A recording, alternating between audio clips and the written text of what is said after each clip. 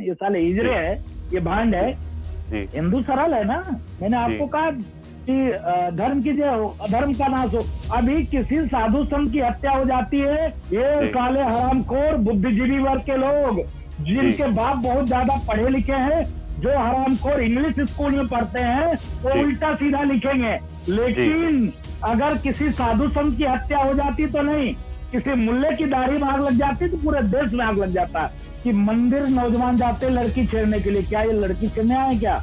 यहाँ लोग भगवान को भी गाली देते, कहीं कुछ नहीं होता है। डेनमार्क में एक कार्टून, मुल्ला जी का कार्टून बन जाता है, पूरा देश जल जाता है। लक्ष्मी बम, अब बताओ, लक्ष्मी बम के नाम से आप पिक्चर का नाम लग रहे हो, लक्ष्मी बम। मैं डंके की चोट पे कह रहा हूँ कि किसी भी माई के लाल के अंदर अगर दम हो, किसी मुल्ले के इष्ट देवता के नाम पर रख ले, मैं अपना धर्म चेंज कर दूंगा। 370 पे लोग क्या कह रहे थे कि भारत का झंडा कोई उठाने वाला नहीं मिलेगा, उनका झंडा कोई उठाने वाला नहीं मिल रहा है। भारत की झंडा तो हर व्यक्ति उठा रहा है। इतना स्वार्थ लगा तो मठ मंदिर चंदन लगा के रुद्राक्ष की माला पहनकर दोनों जो भाई बहन है टहलने लगे, घूमने लगे। जो बाबरी मस्जिद बनाने वाले लोग थे, ठीक है, उनके साथ उन्होंने सरकार बनाई, सोनिया एंटोनो मैनो, जो जिसके पार्टी के लोगों ने भगवा को सीधे आतंकवाद से मर दिया। अगर आप भी लेना चाहते हैं देश दुनिया की तमाम जानकारी तो आज ही सब्सक्राइब करें हमारे चैनल को। साथ ही नीचे दिए बेल आइकन को जरूर दबाएं ताकि हर अपडेट आप तक पहुंच सके। नमस्कार, प्रभाव साक्षी न्यूज नेटवर्क के खास साप्ताहिक कार्यक्रम जनता मांगे जवाब में आप सभी का स्वागत है। आज के इस कार्यक्रम में विशेष रूप से हमारे साथ उपस्थित हैं प्रभु श्री राम की नगरी अयोध्या जी स्थित हनुमानगढ़ी मंदिर के मुख्य पुजारी महंत श्री राजू दास जी महाराज। महंत जी, आपका प्रभाव साक्षी पर बहुत बहुत स्वागत है। दशहरा पर इस विशेष कार्यक्रम में आपसे सबसे पहला सवाल यही है कि पहले ही भ्रष्टाचार, अनाचार, प्रदूषण जैसे कई कलयुगी रावण थे, इस बार कोरोना रूपी रावण भी आ गया है। इतने सारे रावणों का खात्मा कैसे होगा?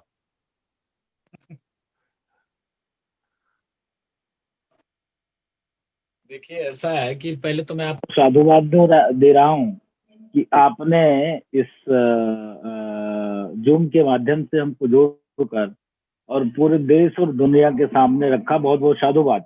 देखिए, क्या है कि हम लोग सौभाग्यशाली हैं कि हिंदुस्तान में जन्मे, और हिंदुस्तान में जन्मने के बाद हम आपसे भी ज्यादा सौभाग्यशाली हैं कि अयोध्या में हम हैं। और अयोध्या इस समय में क्या है कि पूरे देश और दुनिया के फलक पर है। और आप देखिए कि लगातार जिस विषय को लेकर पूरे देश में एक माहौल बनता था, पक्ष में विपक्ष में लोग मरते थे, कटते थे, बात होता था, विवाद होता था।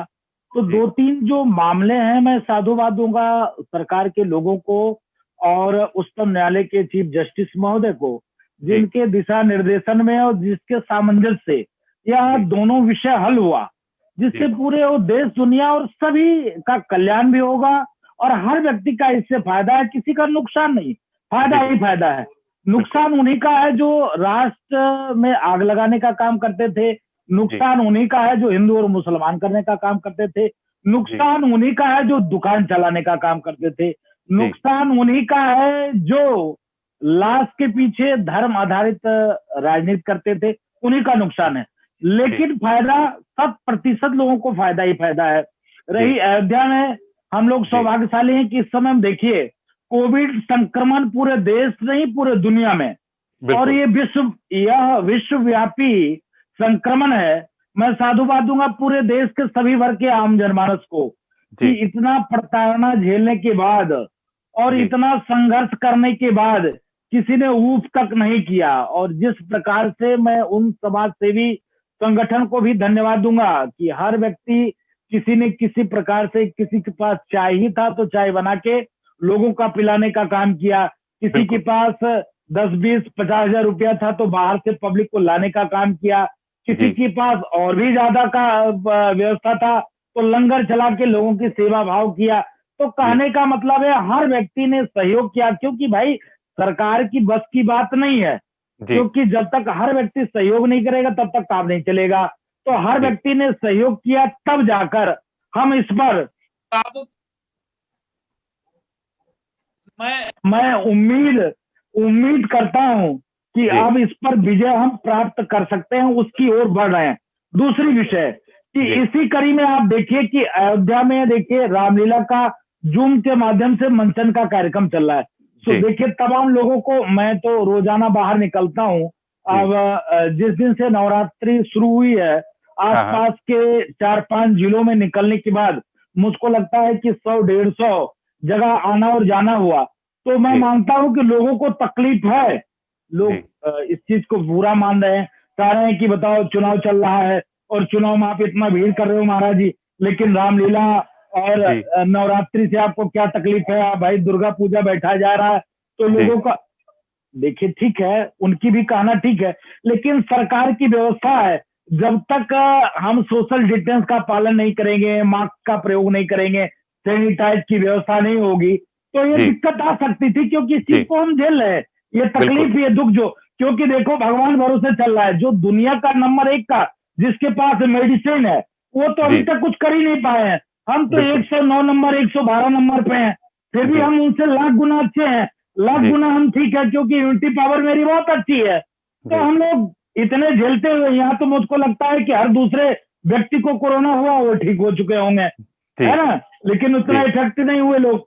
तो कहने का मतलब है कि मैं साधुवाद दूंगा सरकार को कि आप देखिए देश और दुनिया को जूम के माध्यम से, पूरा देश अयोध्या से लाइव डीडी नेशनल के माध्यम से, जूम के माध्यम से लोग रामलीला का मंचन देख रहे हैं। तो बहुत बहुत साधुवाद, ढेर सारा शुभकामना सभी को, ढेर सारा बधाई, और कामना करते हैं जल्दी से कोविड-19 संक्रमण से मुक्ति मिले और पूरा देश और दुनिया आजाद हो, यही कहना है जी। और जैसा कि आपने अभी उच्चतम न्यायालय का भी जिक्र किया था, तो अब वो उच्चतम न्यायालय का जो फैसला है 1 साल हो चुका है। इस बार का विजयादशमी पर्व देश के लिए और खास तौर पर अयोध्या के लिए कैसे खास देखते हैं आप?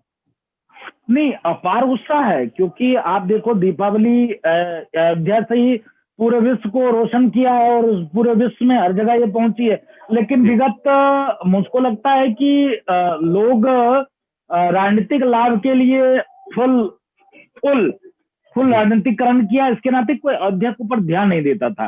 स्थिति यह होती थी कि जो पिछले सरकार के जो माननीय मुख्यमंत्री महोदय हुआ करते थे, पास में ही आते थे, लेकिन अयोध्या की किसी मठ मंदिर में भगवान राम के बारे में कहीं चिंता नहीं करना, विषय को उठाना नहीं, उनके मन में एक भय का माहौल आता था, डर का माहौल आता था, कहीं अगर राम जी की चिंता करें तो लोग कहेंगे क्या हिंदुत्व, इनके अंदर भी हिंदुत्व आ गया, मुसलमान मुझसे कटेंगे। लेकिन ऐसा कुछ भी नहीं है। आप देखो कि भारतीय जनता पार्टी के शासनकाल में मुझको लगता है कि अगर ज्यादा दुखित है तो हिंदू दुखित है, ज्यादा सुखी है तो मुसलमान सुखी है, कहीं कोई दंगा नहीं, कहीं कोई फसाद नहीं, कहीं किसी भी प्रकार का वाद विवाद नहीं। आप देखो कि हाँ नहीं और क्या, आप देखो नवरात्र की महीना चल रहा है, जो डंडा उनके ऊपर चलता था उससे कहीं डंडा इनके ऊपर चल रहा है। तो कहने का मतलब सबसे ज्यादा सुखी है। मैं उच्चतम न्यायालय को साधुवाद इसके नाते दिया, क्योंकि आप बताओ 70 साल से ये मुकदमा चल रहा था, एक दिन नहीं चला। इसमें राम जन्मभूमि मामले में किसी का एहसान मेरे ऊपर नहीं है। 70 वर्षों से आपने पूछा राम जी से, क्या तुम्हारा ही नाम राम है, क्या तुम ही दशरथ के पुत्र हो, क्या तुम्हारा ही जन्म वहां पर हुआ था, तुम एविडेंस दो, साक्ष्य दो, प्रमाण दो, प्रूफ दो। तो आपने उस चीज को माना नहीं, रामायण को नहीं माना, भागवत को नहीं माना, गीता को नहीं माना, वेद को नहीं माना, पुराण को नहीं माना, शास्त्र को नहीं माना, आप मां सरजू को नहीं माने। क्या माने आप? तो जब खुदाई हुई, रडार सर्वे हुआ, सर्वेक्षण हुआ, जब उस खुदाई में उत्खनन में जो प्रूफ हुआ, तब आपने कहा क्या कि सनातन धर्म संस्कृति से जुड़ा हुआ कोई यह जगह है। तभी आपने नहीं कहा कि नहीं राम ही यहाँ पैदा लिए। जबकि आप किसी भी हिंदू मूर्ख से पूछोगे कि भाई अयोध्या में किस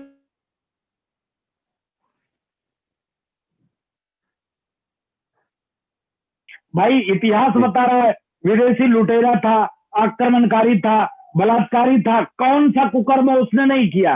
और उसको हमारे पारब्रह्म परमात्मा की संज्ञा देते हो, जिन्होंने अथक प्रयास किया। किसी ने एक कुहार ने कह दिया कि बताओ इतना दिन तक रावण के पास ही का सुरक्षित रही होंगी, भगवान ने छोड़ दिया। जबकि पेट में गर्भ था, भगवान ने छोड़ दिया जंगल, ले जाओ लक्ष्मण, ले जाओ उसको जंगल में छोड़ दो। इस भाव के थे सबरी के जो है वो। जब लोग इतना छुआछूत मानते थे, तो मैं साधु संतों की बात करता हूँ, साधु संत सबरी को अपने आश्रम में नहीं आने देते थे। फिर भी भगवान गए, पहले किसी संत महात्मा और सिद्ध महात्मा क्या वो नहीं पहुंचे, पहले सबरी के यहाँ पहुंचे और उसके बैर खाए, और क्या जूठन बैर खाए। लोगों को आंख खुलना चाहिए। आप देखो निषाद राज गो से कितना उनका वो क्या व्यवहार था, मित्रता एक बराबर उस समय में। फिर भी लोग कहते हैं क्या ये मनुवादी हैं। ये वो मूर्खों को मैं पूछना चाहता हूँ, वो कहते क्या ये मनुवादी हैं? अरे मूर्ख, इतना ज्यादा सनातन धर्म संस्कृति को जाति में इतना ज्यादा जो है विवादों में तोड़ मरोड़ कर लोगों ने पेश किया है, दुर्भाग्यपूर्ण है। जो सनातन धर्म सदैव अधर्म का नाश की बात करता हो, अधर्म किसी प्रकार का हो, किसी वर्ग में हो, किसी धर्म में हो, किसी संप्रदाय में हो, अधर्म का नाश हो, धर्म की जय हो, किसी का धर्म हो। मैं कहाँ कहता हूँ सनातन धर्म की जय, धर्म की जय की बात करता हूँ, चाहे किसी का धर्म हो, जिसके अंदर ये भाव हो, प्राणियों में सद्भावना हो, विश्व का कल्याण। कौन सा ऐसा धर्म है जो डंके की चोट पे मैं कहता हूँ, कौन सा ऐसा धर्म है जो विश्व की कल्याण की भावना रखता हो, जो कहता है विश्व का कल्याण हो? सही बात। उसके बावजूद भी क्या है कि जो 3 लोग ठेकेदार थे, बाबा, बाबू और पंडित जी, ये जो तीनों ठेकेदार थे, इन तीनों ठेकेदार ने ध्यान नहीं दिया। जिसके नाते बाबा जी अपने मठ में जो है उसी में फंसे रह गए कि अपना 4 विद्यार्थी हैं, एक गौशाला है, एक वेद विद्यालय है, उसी में काम चल गया घंटी डुलाकर। पंडित जी को भीख मांगने से फुर्सत ही नहीं मिली, क्या बताएंगे? बाबू साहब को ऐश करने से फुर्सत नहीं मिली, तो मामला सब गड़बड़ होते चला गया। मैं इस विषय को बढ़ा दिया, मैं विषय को संक्षिप्त कर रहा हूँ। विषय ये है कि मैं उच्चतम न्यायालय को साधुवाद इसके नाते दिया कि 70 वर्षों से मुकदमा चला, उसके बाद फैसला हुआ, जबकि चाहते उच्चतम न्यायालय, उच्च न्यायालय, हाई कोर्ट के लोग, चीफ जस्टिस महोदय, तो तब का ये फैसला हो चुका होता, लेकिन नहीं, वो ऊपर देख रहे थे कि जो हमारे आका है, सरकार है, वो क्या कहती है, उसके बाद फैसला देंगे, इसके नाते रुका हुआ था। विशेष धन्यवाद माननीय मोदी जी को दूंगा कि दृढ़ इच्छा शक्ति उन्होंने दिखाई कि आप फैसला दो, देश में कहीं कुछ नहीं होगा। लोग क्या कहते थे, अरे पूरे देश में आग लग जाएगा, कत्लेआम मच जाएगा, बवाल मच जाएगा। मैं कहता हूं कि जिस दिन आदेश आया तो हम लोग लगातार टीवी चैनल पे जुटे हुए थे। आप उस दिन तो देखो, जो रोजाना निरंतर जो अपराध होते थे वो भी अपराध नहीं हुए, उस दिन 0, मतलब जो रोज के रेशियो अपराध थे वो 0 अपराध हुए। क्या है ये भाई? क्यों देश में आग नहीं लगा, कत्लेआम नहीं हुआ, एक भी व्यक्ति तो नहीं मारा गया, फिर भी लोगों को आंख नहीं खुलता है। 370 पे लोग क्या कह रहे थे कि भारत का झंडा कोई उठाने वाला नहीं मिलेगा, उनका झंडा कोई उठाने वाला नहीं मिल रहा है। भारत की झंडा तो हर व्यक्ति उठा रहा है, लेकिन उनका झंडा कोई उठाने वाला नहीं मिल रहा है। यह दिक्कत क्या है कि जो वो मीडिया है, जो सेकुलर, जो अपने आप को सेकुलर कहते हैं, वो सेकुलर नहीं है।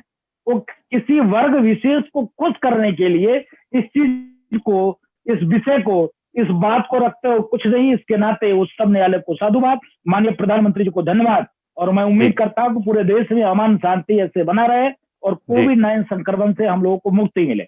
जी, और जैसा कि आपने कहा कि कुछ लोग शिकायत करते हैं कि मंचन की अनुमति नहीं मिल रही है, पूजन की अनुमति नहीं मिल रही है, तो महाराष्ट्र समेत कुछ राज्य ऐसे थे जिन्होंने कड़ा रुख रखा कि हमको रामलीला मंचन की अनुमति देनी ही नहीं है। कोर्ट तक में यही कहा कि हम नहीं देंगे अनुमति। इस पर आप क्या कहेंगे? खास तौर पर महाराष्ट्र पे आप क्योंकि आजकल काफी कुछ बोल रहे हैं, तो मैं आपकी जरा प्रतिक्रिया चाहूंगा।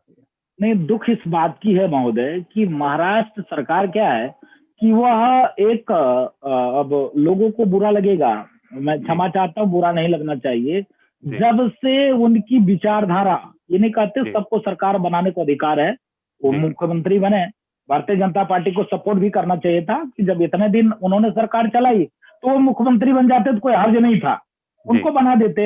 लेकिन एक कुर्सी के लिए अपनी विचारधारा को परिवर्तित कर देना दुर्भाग्यपूर्ण है। कि मैं सुन रहा था, मैंने देखा कि जो बाबरी मस्जिद के पसंद लोग थे, जो बाबरी मस्जिद बनाने वाले लोग थे, ठीक है, उनके साथ उन्होंने सरकार बनाई। सोनिया एंटोनो, जो जिसके पार्टी के लोगों ने भगवा को सीधे आतंकवाद से मर दिया, सीधे आतंकवादी करार दिया, बिल्कुल, या भगवा बेस वाले आतंकवादी हैं। जब अपना स्वार्थ लगा तो मठ मंदिर चंदन लगा के, रुद्राक्ष की माला पहनकर दोनों जो भाई बहन है टहलने लगे, घूमने लगे। जब हनुमानगढ़ी वो दर्शन करने के लिए आए थे, यहाँ पर उनके प्रदेश अध्यक्ष थे निर्मल खत्री जी, उन्होंने कहा राजू दास जी, उस समय संजोग से मैं मंदिर में था, सुबह 9 बजे 9 से 12 मेरी ड्यूटी थी और वो 9:30 बजे वो आए थे जी। तब उन्होंने कहा कि महाराज जी इनको आशीर्वाद दीजिए कि देश के प्रधानमंत्री बने। हमने कहा भाई हम लोग तो हनुमान जी की निवेदन कर सकते, आशीर्वाद हमारे देने से, श्राप देने से ना ये भस्म हो जाएंगे, न मेरे आशीर्वाद देने से प्रधानमंत्री हो जाएंगे, क्योंकि अब मेरे अंदर उतना कैपेसिटी नहीं, उतना क्षमता नहीं। अब हम भी साधारण नहीं, उतना कुछ करते नहीं, हम लोग भी प्रपंच करते, उतने बड़े सिद्ध तो है नहीं। लेकिन हाँ, हनुमान जी महाराज से निवेदन करेंगे कि इनको सद्बुद्धि आए। और इनके पिताजी ने वहां पर भूमि पूजन किया था, तो मैं उम्मीद करता हूं कि विपक्ष में है और इनके जो हमारे आराध्य के जो आराध्य है वो टेंट में बसते हैं, कम से कम ये मंदिर में आ जाए। और मैं इनसे एक ही सवाल करना चाहता हूं, आज की दिन 1 साल हुआ है, इन्होंने कहा कि मंदिर नौजवान जाते लड़की छेड़ने के लिए, क्या ये लड़की छेड़ने आए क्या? उन्होंने मुंह ताका और आगे बढ़ गए। तो लोग अवसर पाकर, समय पाकर अपने आप को चेंज कर देते, बदल देते हैं। इस भाव को चेंज करना चाहिए, लोगों को सतर्क होना चाहिए, सावधान होना चाहिए। उसी प्रकार महाराष्ट्र में क्या है, महाराष्ट्र सरकार इस समय शुद्ध रूप से किसी राजनीतिक द्वेष से किसी व्यक्ति को खुश करने के लिए, आप बताओ कि मॉल खुलने का आदेश दे दिया, तब कोई समस्या नहीं है। वहां बाहर, मंदिर के बाहर बैठकर लोग धरना प्रदर्शन कर रहे हैं। भाई मंदिर में तो और ज्यादा सोशल डिस्टेंस का लोग पालन करते, मंदिर में तो वो लोग जाते हैं कि दूसरे की कामना करते कि व्यक्ति स्वस्थ हो। आप जिम खुलने का आदेश दे दिए, मेट्रो का आप आदेश दे दिए, लेकिन आपने क्या है कि आप रामलीला का आदेश नहीं दिए, आपने क्या है कि दशहरा का आपने आदेश नहीं दिया। तो वहां का जो विषय है वो शुद्ध रूप से राजनीतिक विषय है। महाराष्ट्र की सरकार जो है वो सिर्फ हिंदुओं को चिढ़ाने का काम कर रही है, क्योंकि यही लोग थे कहते थे पहले मंदिर फिर सरकार। जब आते थे साधु संतों के चरण में गिरते थे, तब मैंने इस चीज को, विषय को उठाया था कि आप भारतीय जनता पार्टी के साथ सरकार में हो, कभी तुमने सदन में इस विषय को नहीं रखा, कभी तुमने सदन में नहीं रखा कि मेरे पास 17-18 सांसद हैं, सभी सांसद ये वॉकआउट करते हैं और मांग करते हैं कि सदन में इसकी चर्चा किया जाए कि राम जन्मभूमि के पक्ष में कौन है, विपक्ष में कौन है। वहां तो तुम नहीं बोलते, संसद से बाहर निकलते तो तुम राजनीति करते हो। इस विषय को लेकर मेरा विरोध था, तो मुझको नजरबंद कर दिया गया। और वो अयोध्या, उनका कार्यक्रम पूरे दिन का था, 1 घंटा में अयोध्या से भाग गए। तो वो इस मानसिकता के और कुछ नहीं है। और देखिए, मैं कहना नहीं चाहता हूं, इस समय में लगातार वो जो अंडरवर्ल्ड का जो टीम है उसके साथ उनका सांठगांठ है, जो ड्रग्स माफिया का जो टीम है उनके बेटे के साथ उनका सांठगांठ है। और मुझको लगता है कि अगर समाचार चैनल और पत्रकार अगर जिस दिन चाहे उस दिन दूध का दूध पानी का पानी हो जाएगा, क्योंकि सुशांत सिंह राजपूत के मामले में आप देख सकते थे कि जिसको लोग बचा रहे थे वो जेल के अंदर चली गई। तो कहने का मतलब है कि जब तक पत्रकार बंधु किसी के दबाव में काम करेंगे तो सही नहीं हो पाएगा। जब तक वो अपने ऊपर से उनके ऊपर दबाव नहीं हटेगा तब तक सही नहीं हो पाएगा। तो दुर्भाग्यपूर्ण है, महाराष्ट्र की जो नीति है वो खराब है। जी। और अभी 1 साल में आप अयोध्या में क्या परिवर्तन पा रहे हैं? खुशी का माहौल तो सब जगह दिखता है, और आपको क्या परिवर्तन, क्योंकि आप बरसों से वहां पर हैं, बड़े परिवर्तनों के बारे में जरा दर्शकों को बताइए। नहीं, अयोध्या में लगातार परिवर्तन चल रहा है। मैंने आपको बताया भी कि जो सरकार पूर्व में थी कभी ध्यान नहीं देती थी, अब सरकार ठीक है, कोई भी एक मकान बनाने में भी 6 महीना, 3 महीना, 4 महीना, 1 साल लग जाता है व्यवस्थित करने में। तो ये सरकारी व्यवस्था है। सरकारी व्यवस्था में क्या है कि मुख्यमंत्री डायरेक्ट आके अपने हाथ से नहीं कर सकते। वही अधिकारी हैं जो सपा में थे, वही अधिकारी हैं जो बसपा में थे, वही अधिकारी हैं जो कांग्रेस में थे। अधिकारी तो वही है, राजा बदल गया है, निजाम सारे लोग तो वही है, सेना तो वही है, तो वो तो अपने हिसाब से ही करेंगे। इसके नाते लगातार आप देख सकते हैं कि अयोध्या में कोई ध्यान नहीं देता था। लगातार आप देखिए, दशरथ मेडिकल कॉलेज से लेकर श्री राम एयरपोर्ट से लेकर विश्व के सबसे ऊंची प्रतिमा लगना है, जबकि किसानों पे विरोध करने के नाते साधु संतों ने भी विरोध किया, जिसके नाते दूसरे जगह गया, किसानों ने विरोध किया तो तीसरे जगह गया। ऐसे करके लगातार योजना रचना चल रही है, विकास कार्य बहुत तेजी से चल रहा है। अब देखिए कि मैं आपको घटना बता दूं, एक मेरे शिष्य थे, कहना नहीं चाहिए, उन्होंने कहा महाराज जी आप कहीं से 5 लाख रुपए की व्यवस्था करा दीजिए और 5 लाख और किसी से लेंगे, ये जमीन जो है किसी को आप दिला दीजिए। जमीन था 24 बीघा। और यह उस समय में लगातार यह डिबेट चल रहा था कि डे टू डे सुनवाई हो, और उसी समय फैसला आ गया। फैसला आने के बाद हमने कहा रुक जाओ बाद में बात करते हैं। तब किसी एक व्यक्ति मिल गया कि महाराज जी दिला दीजिए। मैंने उनसे चर्चा किया, वही जमीन की कीमत अयोध्या में उन्होंने 1 करोड़ रुपया पर बीघा लगा दिया। जहां वो 5 लाख में 10.5 लाख में 24 बीघा दे रहे थे, उन्होंने क्या किया कि 24 करोड़ रुपया कर दिया। जी जी। इतना ज्यादा उछाल आया। और पूरे देश से, तमाम जगह से जो बुद्धिजीवी वर्ग के लोग हैं, जो अर्थ जगत के लोग हैं, वो अयोध्या आ रहे हैं, उसको खरीद रहे हैं, बेच रहे हैं। तो विकास कार्य तेजी से चल रहा है। और इस बार दीप महोत्सव भी 5.5 लाख दिए जलाए जाएंगे, जिसकी संख्या, और सोशल डिस्टेंस का पालन होगा। जो वॉलंटियर रहेंगे वही रहेंगे, भीड़ भाड़ नहीं होना है, बाहरी लोग नहीं आएंगे। तो भव्य और दिव्य दीप महोत्सव भी मनाया जाएगा। अयोध्या में उत्साह है इस चीज को लेकर।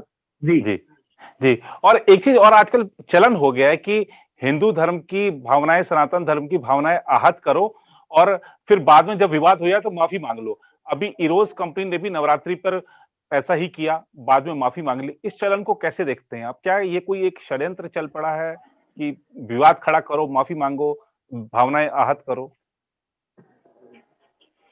नहीं, देखिए सुनिए, ये दुर्भाग्यपूर्ण है। दुर्भाग्यपूर्ण इसके नाते है क्योंकि हमारे यहाँ हर व्यक्ति को आजादी है, कोई कुछ भी बोल सकता है जी।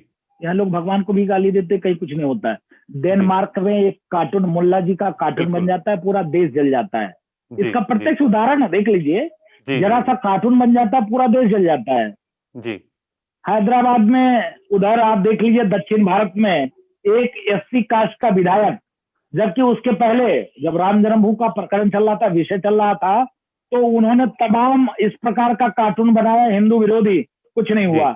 जबकि कांग्रेस का वो विधायक था, उसके बेटे ने, और SC कास्ट का था, उसके बेटे ने, उसने खाली लिख दिया, उल्टा सीधा जरा सा लिखा, उसके घर को लोग जला दिए। किसी ने नहीं बोला, किसी ने नहीं बोला। वो न SC के जो आका है वो बोले, न कांग्रेसियों ने बोला, न वामपंथियों ने बोला, न कम्युनिस्टियों ने बोला, कोई नहीं बोला, किसी ने नहीं बोला। अब देखिए, चश्मा अलग हो जाता है जी। वो SC नहीं रहता, तब वो कांग्रेस का विधायक नहीं रहता। ये दुर्भाग्यपूर्ण है, ये हिंदुओं की कमी है कि देखो, कहा गया कि धर्मो रक्षति रक्षता।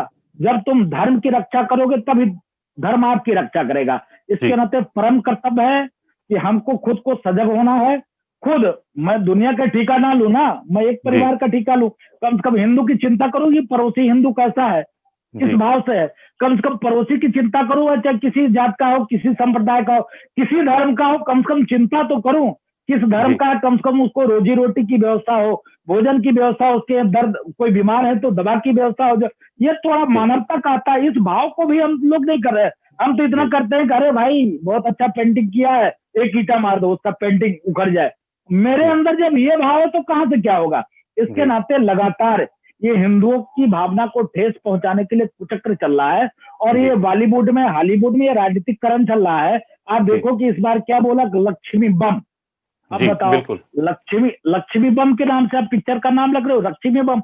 अगर तुम्हारे अंदर, मैं आपके चैनल के माध्यम से बोल रहा हूं, मैं डंके की चोट पे कह रहा हूं कि किसी भी माई के लाल के अंदर अगर दम हो, किसी मुल्ले के इष्ट देवता के नाम पर रख ले जी, तो मैं अपना धर्म चेंज कर दूंगा। आग लग जाएगी, काट देंगे उसको लोग, काट देंगे उसको लोग, आग लग जाएगी। नहीं कर सकते ना, ये साले हिजड़े है, ये भांड है। हिंदू सरल है ना। मैंने आपको कहा कि धर्म की जो अधर्म का नाश हो। हम तो सबकी कल्याण की भावना करते हैं ना। अरे जाने तो, भगवान जानेंगे, जैसा करेगा वैसे भोगेगा। मेरे अंदर ये भाव है।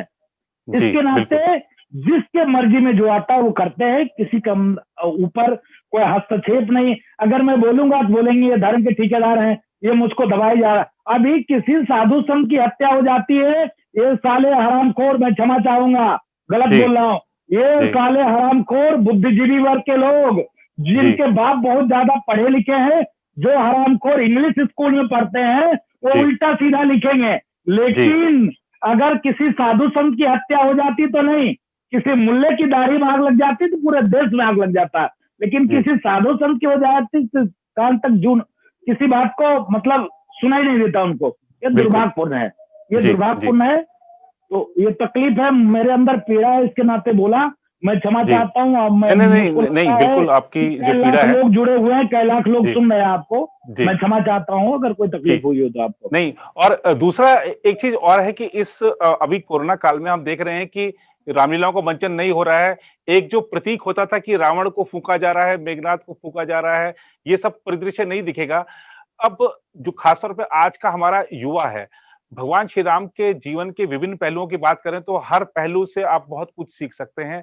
आप ऐसे कौन से उनके पहलू देखते हैं जीवन के, जिनको आप बताना चाहेंगे, खासतौर पे हमारी जो युवा पीढ़ी है, वो उससे कुछ प्रेरणा ले?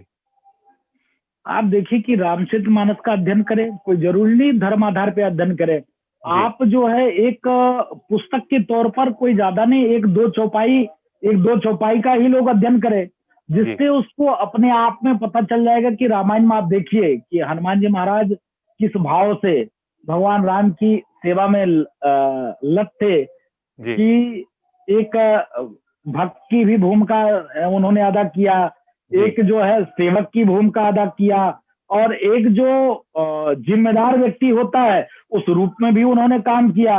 उस जी, भाव से बिना निस्वार्थ, कोई मतलब नहीं हनुमान जी को, जी, किसी भी प्रकार की कोई लालसा नहीं, कोई जी, लालच नहीं। हाँ, लालसा इतने थी कि भगवान एक बार देखकर मुझको मुस्कुरा दे, जी, बस इतने लालसा था कि भगवान, एक जब बार मैं देख के भगवान मुस्कुरा को दें। प्रणाम करूं तो जी, भगवान एक बार मुझको देखकर मुस्कुरा दे। घटना जी, क्या हुआ कि माता जी, सीता जी जब कच्छ में जाती थी तो भगवान देखकर मुस्कुरा देते थे। जी, उन्होंने कहा, वाह क्या बात है, मैं दिन भर आपकी सेवा में, माता दिन भर मैं भगवान की सेवा में रहता हूँ और जी, भगवान के मुंह पे एक भी बार हंसी नहीं आती है, जी, आपको पता नहीं कैसे देखते हैं, मुस्कुरा देते हैं। उन्होंने जी, कहा कि जो बिंदी सिंदूर लगाया हूँ इसी को देखकर मुस्कुरा देते। अम्मा क्या समझावे कि वो पति और पत्नी का क्या भाव है। जी, मैं जी, बाल ब्रह्मचारी व्यक्ति, जी, हनुमान जी, तो माँ जी, तो समझा पाई नहीं। माँ इतने बताई कि देख रहे हो सिंदूर जो लगाई हूँ, इसको जी, देखकर तुम्हारे ठाकुर जी मुस्कुरा देते, कहीं बस इतनी सी बात है, पूरे हाँ, देह में सिंदूर लगा लिए। जी, जी, जी, भगवान भगवान हंस दिए, वाह हनुमान क्या बात है। तो जी, भगवान तो हनुमान जी महाराज इस निश्चल भाव से, इसके नाते मैं युवा पीढ़ी से कहूंगा कि कम से कम जो हमारे देश के नौजवान है, जो युवा पीढ़ी है, मैं फिलहाल युवा पीढ़ियों में सुधार हुआ है ऐसा नहीं है। जी, जी, आज से 20 वर्ष पहले और आज की युवा पीढ़ी में बहुत अंतर है। जी, लगातार युवा पीढ़ी देखिए कि धार्मिक अनुष्ठान, धार्मिक कार्यक्रम में रुचि है। हाँ, जी, उससे कहीं ज्यादा नौजवान वो भी है जो नहीं मानते हैं, लेकिन जी, ठीक है, रुझान बढ़ रहा है बहुत तेजी से। कहूंगा जी, यही कि रामचरितमानस का व्यक्ति, हर व्यक्ति चाहे धार्मिक ग्रंथ के तौर पर नहीं, एक उपन्यास के तौर पर पढ़ ले, एक जी, सामान्य ग्रंथ के तौर पर जब उसका अध्ययन करेगा व्यक्ति, तो मुझको लगता है कहीं न कहीं से उसको सीख मिलेगी समाज में रहने, किस प्रकार से दोस्त एक दूसरे का समर्थन, किस हिसाब से दुश्मनी निभाने का, हर जी, तरफ से उसमें अच्छी शिक्षा ही दी गई है। तो जी, रामायण का हर व्यक्ति को अध्ययन करना चाहिए। जी, और रही कि इस बार जो है, मैं मानता हूं कि पुतला दहन का, रावण का प्रत्यात्मक पुतला दहन का कार्यक्रम नहीं हो पा रहा कोविड-19 जी, संक्रमण को देखते हुए। जी, इससे पूरे देश की आम जनमानस दुखित ना हो, क्योंकि सरकार कोई बैरी नहीं है, हिंदुत्व जी, की सरकार है। फिर भी इसके नाते सरकार कर रही कोविड-19 संक्रमण किसी धर्म, किसी जात, किसी संप्रदाय का नहीं है, किसी जी, को भी हो सकता है। वो नहीं बिल्कुल, देखेगा कि ये बाबा जी हैं तो इनको नहीं पकड़ना है, ये मुल्ला जी हैं तो इनको पकड़ लेना है। वो तो जी, किसी को जी, पकड़ सकता है, वो जी, किसी को हो सकता है। इसके नाते सरकार के ऊपर अंतर्राष्ट्रीय दबाव है कि सरकार ये न, इनके ऊपर एक वो लगे कि हिंदुत्व की सरकार है, हिंदुओं जी, की सरकार है तो मुसलमानों का तर त्योहार में पाबंदी है और हिंदुओं में छूट है। इसके नाते मैं देखता हूँ लोकल स्तर पे प्रशासन बहुत तेजी से दबाव बनाती है, हावी है। इसके नाते जी, कार्यक्रम नहीं हो पा रहा है, तो इसके नाते क्षमा प्रार्थी हम लोग हैं। और जी, आप लोग अपने मन में ही, आपके मन में जो राक्षस है उसको खत्म करिए। कोई जरूरी नहीं है कि हम पुतला बनाकर दहन करें, जो मेरे मन के अंदर रावण है उसका भी दहन करें। तब तो एक जी, रावण था, जरूरत घर तो घर इसी बात में की है। नहीं नहीं, तब तो एक ही रावण था। वो भी रावण माता जी के इंतजार करता था कि तुम जी, बताओ, हे जगत जननी जगदम्बा, तुम आदेश करो तब तुमको टच करूं, तब तुमको छूं, जब जी, तुम्हारा आदेश हो तब तुमको आलिंगन करो। यहाँ क्या जी, है, यहाँ तो पलक झपकते, अगर खून का रिश्ता नहीं है तो घर में लोग दबोच ले रहे हैं, पकड़ जी, ले रहे हैं। तो यहाँ जी, तो हर घर में राक्षस है, हर घर में रावण है। तो जी व्यक्ति को अपने मन में, अपने भाव में रावण को आपने मारना काफी चाहिए, कोई सामयिक जरूरी। बात, काफी सामयिक बात कही आपने। जी। जी, जी। और खास तौर पे क्योंकि मंदिरों की ही बात हो रही है, हमने महाराष्ट्र की बात करी, उत्तर प्रदेश में भी बांके बिहारी मंदिर को खोलने के लिए लोग बहुत ज्यादा मांग कर रहे हैं, बाहर धरने पर भी बैठे हैं। आपको लगता है कि उत्तर प्रदेश में स्थिति है अभी मंदिरों को खोला जाना चाहिए, सभी मंदिरों को? नहीं, बांके बिहारी मंदिर खुला था, दर्शन हो भी रहा था, जी, जी, लेकिन उन्होंने सोशल सोशल डिस्टेंस का पालन नहीं किया। जी, भाई सोशल डिस्टेंस का पालन नहीं किया, इसके नाते जनता दर्शन रोका गया। भाई जी, पूजा पाठ तो हो ही रहा है हर एक जगह। मठ मंदिर जब उस प्रकार भयंकर लॉकडाउन था, जब जी, एक व्यक्ति बाहर नहीं निकल पा रहे थे, मेरे यहाँ क्या है कि मेरे यहाँ सरजू जी का डेली जल आता है, तब स्नान होता था। यहाँ जी, राम जन्मभूमि में एक एडिशनल एसपी हैं, वो खुद जी, जाते थे, सरजू जल लेके आते थे, तब स्नान हो पाता था। और भगवान की डेली वस्त्र और डेली माला चेंज होता था। तो जी, दूर दूर से बस्ती से माली, एक पुलिस वाले जाते थे, उनके साथ लेकर आते थे, होता था। ऐसा कुछ नहीं है, हर एक जी, जगह पूजा पाठ हो रहा है। देखिए हम भाव के भूखे हैं, प्रदर्शन के भूखे नहीं है। तो मैं जी, लोगों से निवेदन करूंगा कि आप प्रदर्शन मत करो, भाव से जी, आपके अंदर ऐसा भाव होना चाहिए। कोई जरूरी नहीं है मंदिर में भीड़ लगाओ। भाई वहां सोशल डिस्टेंस का पालन बाकी बिहारी में लोगों ने नहीं किया, जी, इसके नाते रोका गया। अब रही धरना प्रदर्शन की बात, तो भाई हर व्यक्ति को अधिकार है धरना प्रदर्शन करने का, हर जी, व्यक्ति का अधिकार है। भाई हमारा देश तो इतना स्वतंत्र है, लोग प्रधानमंत्री को गाली देते हैं, लोग भगवान की फोटो जला देते हैं, लोग जी, अयोध्या में ही रामायण लोग जला देते हैं। लोग तो जी, इतना स्वतंत्र है, इसके लिए मैं कुछ नहीं बोल सकता हूँ। जी, जी, लेकिन मैं निवेदन यही करूंगा कि हर व्यक्ति को कि अपने मन के भाव से ही भगवान की पूजा करो। और जब ये संक्रमण खत्म हो जाए, जब तक कोई टीका ना बन जाए, जब तक कोई व्यवस्थित कोई दवा ना आ जाए, तब तक लोग जी, सोशल डिस्टेंस का पालन करें, मास्क का जी, प्रयोग करें, सैनिटाइज की व्यवस्था रखें। ऐसा जी, निवेदन है लोगों से। जी। आपने काफ़ी सार्थक चीज़ें बताई हैं। अंत में महाराज जी, क्योंकि आपने बताया कि आप के माध्यम से भगवान की पूजा होती है, ख़ास तौर पर दशहरा है और भगवान श्री राम ने विजय प्राप्त की थी। हनुमान जी का संदेश आपके माध्यम से देश दुनिया को।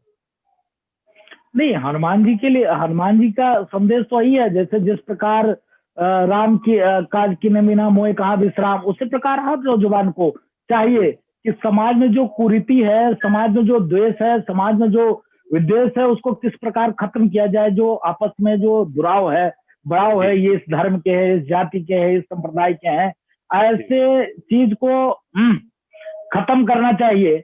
और जी, ऐसे लोगों में एक जागरूकता अभियान चलाना चाहिए और जी। नौजवानों को जागरूक होना चाहिए। जी, जी। बहुत-बहुत धन्यवाद आपका। आपके साथ काफ़ी सार्थक चर्चा हुई और उम्मीद है कि ये कार्यक्रम दर्शकों को बेहद पसंद आया होगा। महाराज जी, आज की इस कड़ी में इतना ही। इस ये कार्यक्रम का लिंक भी मैं आपको भेज रहा हूँ जल्दी ही, और आपका बहुत-बहुत आभार हमारे साथ जुड़ने के लिए। जय श्री राम। जय श्री राम।